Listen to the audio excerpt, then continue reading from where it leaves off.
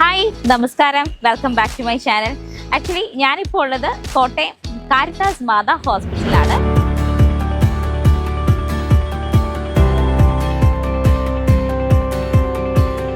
Caritas മാതാ ഹോസ്പിറ്റലിലെ deluxe room നമുക്കൊന്ന് കാണാം.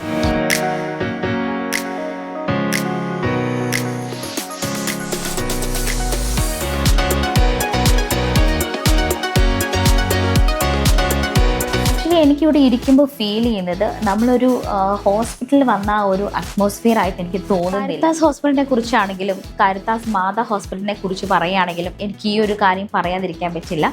കാരിത്താസ് ഹോസ്പിറ്റലിൻ്റെ ചാപ്പൽ ഏരിയ.